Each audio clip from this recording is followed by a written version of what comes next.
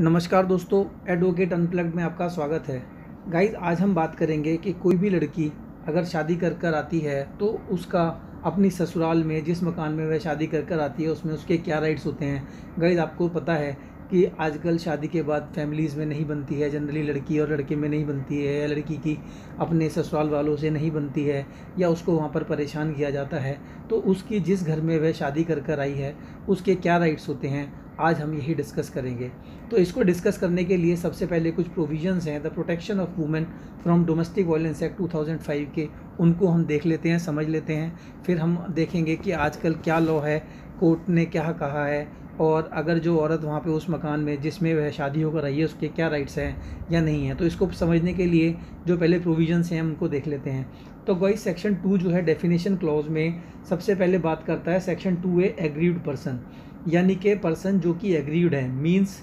any woman who is or has been in a domestic relationship with the respondent who alleges to have been subject to any act of domestic violence by the respondent। यानी कि agreed person को बताया है कि वह औरत है जो कि क्या कहते हैं डोमेस्टिक रिलेशनशिप में रह रही है रेस्पोंडेंट्स के साथ में, और जो कह रही है कि उसको साथ में डोमेस्टिक वायलेंस हुआ है और जो कि रेस्पोंडेंट्स ने किया है। गाइस, डोमेस्टिक रिलेशनशिप्स का मतलब है means a relationship between two persons who have at the point of time live together in a shared household, whether they are related by consanguinity, marriage, or through a relationship in the nature of marriage, adoption, or are family members living together as a joint family। Basically ये कहती है domestic relationship का मतलब वह है कि वह लोग जो हैं जो डोमेस्टिक रिलेशन में आते हैं जो कि साथ में रहते हैं या कभी रहे हैं किसी पॉइंट ऑफ टाइम पे, और जिन्होंने शेयर किया है घर को, वेदर दे आर रिलेटेड, जो चाहे वह रिलेटेड हैं बाई कॉन्जेग्यूनिटी। कॉन्जेग्यूनिटी का मतलब होता है कि अगर आप same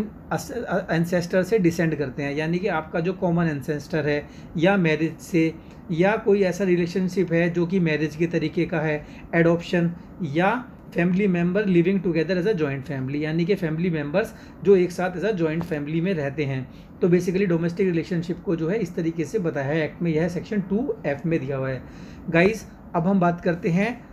section 2P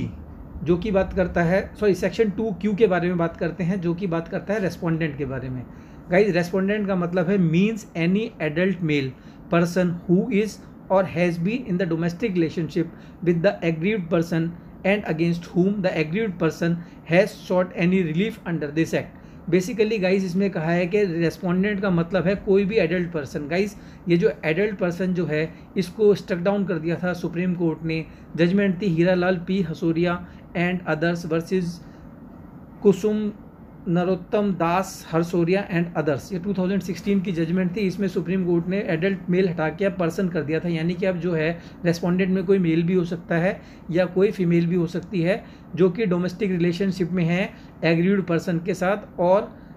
and against whom the aggrieved person has sought any relief under this act, और जिससे कोई भी रिलीफ जो है एग्रीड पर्सन ने मांगी है। गाइस, सेक्शन 2S जो है, जो सबसे इंपॉर्टेंट सेक्शन है, वह बात करता है शेयर हाउस होल्ड के बारे में। गाइस, शेयर हाउस होल्ड का मतलब है, ये जो डेफिनेशन जो दी है यह कहती है means a household where the person aggrieved lives or at any stage has lived in a domestic relationship either singly or along with the respondent. Basically ये कहती है कि शेयर हाउस होल्ड का मतलब वह हाउस होल्ड है जहाँ पे पर्सन जो है, जो एग्रीड पर्सन है, वो किसी भी टाइम पे रहा है डोमेस्टिक रिलेशनशिप में, आइदर सिंगली या तो अकेले, और या फिर किसी विद द रेस्पोंडेंट्स, और इंक्लूड करता है कौन कौन किस किस को इंक्लूड करता है। बेसिकली डेफिनेशन जो है मीन्स एंड इंक्लूड है, it is an exhaustive definition as per the Supreme Court. और बेसिकली ये कहती है वह household, such a household whether owned or tenanted either jointly by the aggrieved person, यानी कि वह हाउस होल्ड जो कि जॉइंटली जो है टेनेंट या तो ओन किया है या टेनेंट किया है किसने, एग्रीड पर्सन ने, जो कि रेस्पोंडेंट्स के साथ में, और owned or टेनेंटेड bye either of them, या खरीदा है या रेंट पे लिया हुआ है किसी एक ने, in respect of which either the aggrieved person or the respondent or both joint or singly have the right title interest or equity and include such a household which may belong to the joint family. Basically कोई भी मकान जिसमें वह साथ रहे हो, rent पे लिया हो, कोई उसमें राइट्स हैं या नहीं हैं, या कोई भी जो है किराए पे लिया हुआ मकान हो गया जिसमें कि जॉइंट फैमिली की तरह से वे रहे हैं, रेस्पोंडेंट इज़ अ मेंबर और उसका रेस्पोंडेंट जो है मेंबर है, irrespective of whether the respondent or the aggrieved person has any right, title or interest in the shared household. बजाय इसके बनस्पत इसके अगर चाहे उनका कोई टाइटल या उसमें कोई प्रॉपर्टी में राइट है या नहीं है, उसके अलावा भी उस जगह को जो है शेयर हाउस होल्ड माना जाएगा। गाइज यही बेसिकली इंपॉर्टेंट है, इसको ही सुप्रीम कोर्ट ने इंटरप्रेट किया है। इसको जो है हम जजमेंट के थ्रू देखेंगे कि अब शेयर हाउस होल्ड का मतलब क्या है, पहले शेयर हाउस होल्ड का मतलब क्या था। गाइस डोमेस्टिक वायलेंस एक्ट में सेक्शन 3 जो है बताता है कि डोमेस्टिक वायलेंस का मतलब क्या है। गाइस अगर मान लो किसी के खिलाफ डोमेस्टिक वायलेंस होती है तो आदमी जो है सेक्शन 12 के अंदर जो है application before the magistrate file करता है, और जब वह एप्लीकेशन फाइल करता है तो मजिस्ट्रेट जो है DI डोमेस्टिक इंसिडेंट्स रिपोर्ट मंगाता है, और उसको मंगाने के लिए वह जो है ऑर्डर पास कर सकता है। सेक्शन 17 में वह कर सकता है रेजिडेंस का ऑर्डर पास कर सकता है शेयर हाउस होल्ड के अंदर। सेक्शन 18 में प्रोटेक्शन ऑर्डर पास कर सकता है। सेक्शन 19 में जो है रेजिडेंस ऑर्डर्स पास कर सकता है। गाइज ये है जो बेसिकली सेक्शन जो है 20 के अंदर आपको मॉनेटरी रिलीफ प्रोवाइड कर सकता है। सेक्शन 21 में कस्टडी, अगर किसी बच्चे की कस्टडी है वह दिला सकता है, और सेक्शन 22 में कंपेंसेशन ऑर्डर दिला सकता है। गाइज इन सब के बारे में जो है हम एक डोमेस्टिक वायलेंस एक्ट पे सेपरेट वीडियो बनाएंगे, उसमें इनको डिटेल में डिस्कस करेंगे, क्योंकि अभी शेयर हाउस होल्ड को डिस्कस करने के लिए इन सेक्शंस की ज़रूरत नहीं है। तो गाइज अब हम बात करते हैं कि शेयर हाउस होल्ड का मतलब क्या है, यानी कि किन मकानों में जो है लड़की जो है राइट ऑफ रेजिडेंस अपना क्लेम कर सकती है। गाइस बेसिकली जब सुप्रीम कोर्ट का एक जजमेंट था एहसास बत्रा वर्सेस तरुणा बत्रा, जिसमें कि सुप्रीम कोर्ट ने इंटरप्रेट किया कि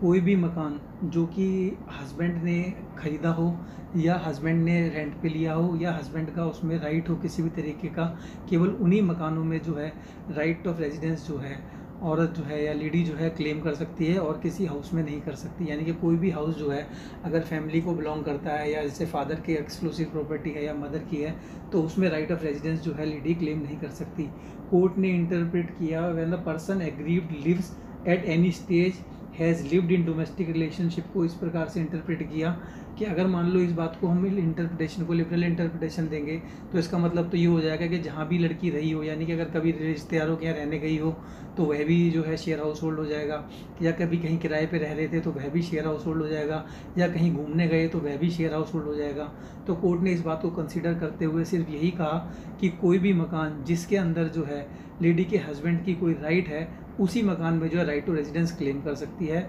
और लेडी जो है और किसी हाउस में क्लेम नहीं कर सकती। लेकिन गाइस अब जो है अक्टूबर में जो जजमेंट आया था सतीश चंद्र आहूजा वर्सेस स्नेहा आहूजा में, इसमें कोर्ट ने इसको ओवर रूल कर दिया। बेसिकली गाइस सबसे पहले हम फैक्ट्स इसके कंसीडर करते हैं कि बेसिकली हुआ क्या। स्नेहा आहूजा जो थी, एक रवीन आहूजा उसकी पत्नी थी, वह जो है शादी होने के बाद में जिस घर में रह रहे थे वह जो घर था वह जो है फादर का ओन्ड घर था, और उस मकान में वह दोनों रह रहे थे। तो हस्बैंड ने जो बेसिकली आपस में डिफरेंस आ गए तो उसने डाइवोर्स का केस फाइल कर दिया। तो डाइवोर्स का केस फाइल करने के बाद लेडी ने क्या किया, लेडी ने जो है उसको काउंटर करने के लिए जो है सेक्शन 12 की जो है एप्लीकेशन जो है section 12 in domestic violence act में जो है एप्लीकेशन उसने जो है मजिस्ट्रेट के सामने लगा दी, जिसमें मजिस्ट्रेट लर्नेड मजिस्ट्रेट साहब ने ऑर्डर पास किया कि the respondent shall not alienate the alleged share household, nor would they dispossess the complainant or their children from the same without orders of a competent court। यानी कि यह कहा कि अगर रेस्पोंडेंट जो है मकान को नहीं बेचेंगे, बेसिकली इसमें केस में था कि जो केस फाइल किया था उसने 3 जनों के खिलाफ का फाइल किया था, एक तो अपनी पति के खिलाफ, और जो रेस्पोंडेंट 2 और 3 थे वो उसके फादर इन लॉ और मदर इन लॉ थे। तो कोर्ट ने कहा कि इस मकान को बेचेंगे नहीं और जो है उसको डिस्पोजेस नहीं करेंगे जब तक कि कोर्ट के कॉम्पिटेंट कोर्ट के ऑर्डर ना हो। तो इससे एग्रीड होने के बाद क्या किया, इन्होंने जो है बेसिकली जो आपके रेस्पोंडेंट जो इसमें फादर थे, फादर ने केस फाइल किया मैंडेटरी इंजंक्शन का, परमानेंट मैंडेटरी इंजंक्शन का, और वह केस जो है मैंडेटरी इंजंक्शन में यह मांगा कि जो प्रॉपर्टी जो है उसकी सेल्फ एक्वायर्ड प्रॉपर्टी है, और उस सेल्फ एक्वायर्ड प्रॉपर्टी के अंदर जो है लड़की का कोई भी राइट नहीं है और वह प्रॉपर्टी उसकी अपनी है। तो बेसिकली अगर यह है जजमेंट जो अब से पहले तरुण बत्रा वाले केस के हिसाब से देखा जाए तो फिर जो है इस लड़की का कोई राइट उस घर में रहने का राइट ऑफ रेजिडेंस नहीं बनता। तो उन्होंने बेसिकली इंजंक्शन में ये मांगा कि इस लड़की को यहाँ से निकाला जाए और जो है यह मकान जो है उसको दिलाया जाए। तो कोर्ट ने जो है क्या किया, 12/6 के अंदर जो है, 12/6 बेसिकली एडमिशन होता है। एडमिशन कोर्ट में, क्योंकि लड़की ने माना हुआ था कि मकान जो है उसके फादर का मकान है, तो 12/6 में डिक्री पास कर दी कि भाई क्या कहते हैं, लड़की जो है विदिन 15 डे जो है इस मकान को खाली कर दें। तो इससे एग्रीव होने के बाद में जब लड़की एग्रीव हुई तो उसने क्या किया, उसने जो है हाई कोर्ट में अपील फाइल कर दी। हाई कोर्ट ने केस को कंसीडर किया और कंसीडर करने के बाद में जो है केस को रिमांड बैक कर दिया और कहा कि इसको फ्रेश डिसाइड करें, क्योंकि ऑलरेडी जो है मजिस्ट्रेट का ऑर्डर था कि उसको उसमें से निकालना, वहाँ से मकान से निकाल, और भी काफ़ी सारी डायरेक्शंस थी लेकिन जो रेलिवेंट नहीं है इस टाइम पे। तो मेन जो ये है कि बेसिकली वहाँ जो है केस जो है उन्होंने रिमांड बैक कर दिया। तो इससे एग्री होने के बाद जो फादर ऑफ द प्लेंटिफ था उसने जो है केस जो है सुप्रीम कोर्ट के अंदर फाइल किया, और सुप्रीम कोर्ट के अंदर कोर्ट में जब है केस फाइल हुआ तो एज़ पर तरुण बत्रा की जो जजमेंट थी उसमें जो है लड़की का कोई राइट नहीं होना चाहिए। लेकिन सुप्रीम कोर्ट ने जब इसको इंटरप्रेट किया तो सुप्रीम कोर्ट ने इंटरप्रेट किया कि शेयर हाउस होल्ड की जो डेफिनेशन है वो एक एग्जॉस्टिव डेफिनेशन है, जो मीन्स और इंक्लूड से शुरू होती है, मीन्स से शुरू होती है और उसमें इंक्लूड करती बेसिकली क्या क्या चीज़ें इंक्लूड होती हैं वह शेयर हाउस होल्ड के अंदर दिया हुआ है। तो बेसिकली डेफिनेशन जो है सेक्शन 2 SK हम ऑलरेडी जो है कंसीडर कर चुके हैं। तो इस डेफिनेशन को कंसीडर करते हुए सुप्रीम कोर्ट ने कहा कि यह जो है डेफिनेशन जो दी हुई है, जिसमें इसमें हाउस के अंदर जो डेफिनेशन दी है उसमें कहीं भी किसी भी टाइम पे जब वो लोग एक साथ अगर रहे हैं, यानी डोमेस्टिक रिलेशनशिप है, और रेस्पोंडेंट का मतलब खाली हस्बैंड ही नहीं है, रेस्पोंडेंट का मतलब जो है कोई भी मेंबर जो है फैमिली का वह हो सकता है। तो इन बातों को कंसीडर करते हुए कोर्ट ने माना कि जो शेयर हाउस होल्ड है वह वही हाउस नहीं है जो कि पति ने खरीदा होगा, या पति ने ही जो है उसके अंदर जो है पति ने ही खरीदा होगा, या पति की कोई राइट्स होगी। इवन अगर मान लो कोई हाउस जो है रेस्पोंडेंट का ओन किया हुआ मकान है तो उसमें भी जो है राइट जो है क्लेम कर सकती है। Guys eight any stage lived has lived को कोर्ट ने इस प्रकार इंटरप्रेट किया कि मान लीजिए सपोज करिए कोई घर है जिसमें वो एट एनी स्टेज लिव्ड का मतलब अगर मान लो घर से उसको निकाल दिया और तो उस घर में वो पहले रहती थी, यानी कि कभी इमीडिएटली बिफोर निकालने से जो पहले रहते, इसको भी कवर करने के लिए जो है एट एनी स्टेज लिव्ड में लिया है कि मान लीजिए सपोज करिए मकान में 10-20 साल 15 साल शेयर हाउस होल्ड में रहे, उसके बाद वहाँ से निकाल दिया, टेम्प्रेरी वहाँ से निकल गई, तो जब एप्लीकेशन उसने मजिस्ट्रेट के पास लगाई तो उस टाइम पे जो है वह वहाँ पे नहीं रह रही है, तो उस चीज़ को भी कवर करने के लिए eight any stage has lived को कोर्ट ने इस तरीके से इंटरप्रेट किया और जो तरुण बत्रा की जो जजमेंट है उसको ओवर रूल कर दिया। तो गाइस कंक्लूजन यही है कि अब जो है जो लड़की जो है वह किसी भी मकान में, जो कि चाहे उसके फादर इन लॉ का है या मदर इन लॉ का है या किसी फैमिली मेम्बर का ओन किया मकान है या कोई मकान किराए पे लिया हुआ है, उस मकान के अंदर राइट ऑफ रेजिडेंस जो है वह क्लेम कर सकती है और उसमें से उसको नहीं निकाला जाएगा और कोर्ट को डिसाइड करना पड़ेगा कि वैसे उसके खिलाफ डोमेस्टिक वायलेंस हुई है या नहीं है। और इमीडिएटली जैसे कि पहले ट्रेंड बना हुआ था तरुण बत्रा की जजमेंट आने के बाद में क्या होता था कि जनरली मकान जो है फादर इन लॉ के या मदर इन लॉ के नाम पे होता था, तो लोग क्या करते थे, मैंडेटरी इंजंक्शन का सूट फाइल करते थे, परमानेंट मैंडेटरी इंजंक्शन का, उसमें जो है क्योंकि मकान उनके नाम पे होता था और तरुण बत्रा की जजमेंट ने कहा था कि वो जो है हाउस होल्ड जो है शेयर हाउस होल्ड की डेफिनेशन में नहीं आता, तो उनका जो है एविक्शन का ऑर्डर पास हो सकता था। तो गाइस अब ऐसा नहीं होगा। After the judgment of Satish Chandra Ahuja versus Sneha Ahuja, court ने तरुण बत्रा क्या कहते हैं SR Batra versus Taruna Batra judgment को ओवर रूल कर दिया है। अब लड़की के पास जो है राइट है कि वह मकान जो कि चाहे उसके फादर इन लॉ का है या मदर इन लॉ का है, लेकिन वह उसमें राइट ऑफ रेजिडेंस क्लेम कर सकती है। धन्यवाद दोस्तों।